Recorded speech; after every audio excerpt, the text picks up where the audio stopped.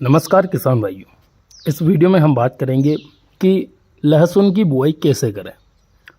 लहसुन की बुआई कैसे करें से मेरा मतलब ये है कि क्या हमें लहसुन को एक एक बीज को हाथों द्वारा अपने खेत में लगाना चाहिए या फिर सीड मशीन के माध्यम से हम बुआई करवाएं।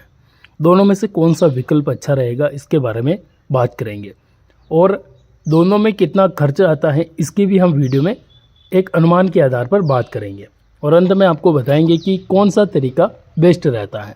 तो वीडियो में आगे बढ़ने से पहले हमें फॉलो करें, वीडियो को लाइक करें और अधिक से अधिक किसान भाइयों तक इस वीडियो को शेयर करें।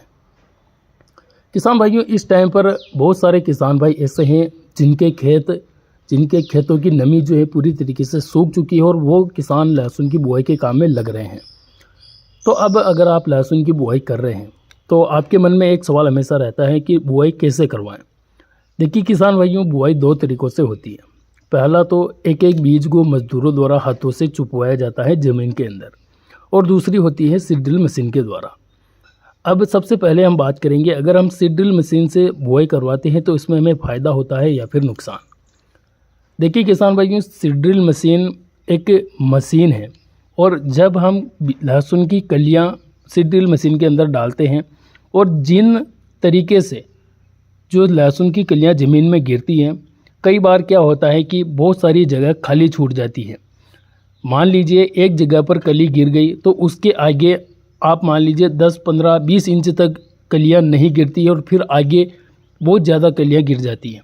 ऐसे में क्या होता है कि खेत में बहुत सारे खाली टापू रह जाते हैं और कुछ ऐसी जगह होती है जहाँ पर बीज ज़्यादा गिरने की वजह से पौधे भी ज़्यादा पास पास में उग जाते हैं। तो उनमें भी बहुत ज़्यादा नुकसान होता है, क्योंकि अगर पौधे सबसे ज़्यादा पास रहेंगे तो कंद अच्छा नहीं बनेगा, कंद छोटा ही रहेगा। तो अब एक तरीके से देखा जाए तो लहसुन को अगर आप सीड ड्रिल मशीन के माध्यम से बुआई करवाते हैं तो इसमें किसानों का नुकसान होता है। हालांकि कम समय में जल्दी काम हो जाता है, लेकिन आगे जब पैदावार निकलते हैं तो उस टाइम पर इसका रिजल्ट हमें मिलता है और उस टाइम पर हमें नुकसान देखना पड़ता है। तो अब दूसरा तरीका है हाथों द्वारा बीज की बुआई करवाना।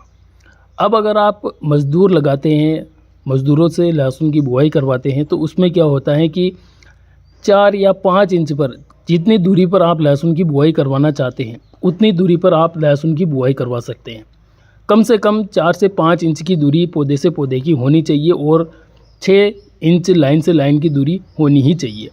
तो इसमें क्या होता है कि एक जुगाड़ भी आज के टाइम में आ रहा है, जिससे क्या होता है कि एक निश्चित दूरी पर जो नालियाँ होती हैं वो बन जाती हैं और उन नालियों के अंदर एक एक बीज को हम लगा सकते हैं। तो आप अगर लहसुन की बुआई करवा रहे हैं तो आपके लिए बेस्ट रहेगा कि आप हाथों द्वारा ही लहसुन की बुआई करवाएं। इसमें पहली चीज़ तो बीज से बीज की दूरी भी मेंटेन रहेगी, लाइन से लाइन की दूरी भी मेंटेन रहेगी और बीज को कितनी गहराई में डालना है वह भी हम मेंटेन कर सकते हैं। तो एक तरीके से यह सबसे अच्छा विकल्प है। हालांकि इसमें खर्चा ज़्यादा होता है। मज़दूर अगर आप लगाते हैं तो एक बीघे में कम से कम 6 से 7 हज़ार के मज़दूर लग जाते हैं लहसुन की बुआई में। अगर आप 1 एकड़ में लहसुन की बुआई करवा रहे हैं तो मान लीजिए आप 15,000 रुपये का खर्चा आपके 1 एकड़ में मज़दूरों का आसानी से हो जाएगा। लेकिन ये जो खर्चा होगा ये इसका रिज़ल्ट आपको लास्ट में मिलेगा और आप भी देखेंगे कि लहसुन का कंद काफ़ी अच्छा बना है, क्योंकि पौधे दूर दूर रहेंगे तो पौधे में बनने वाला कंद भी अच्छा बनेगा।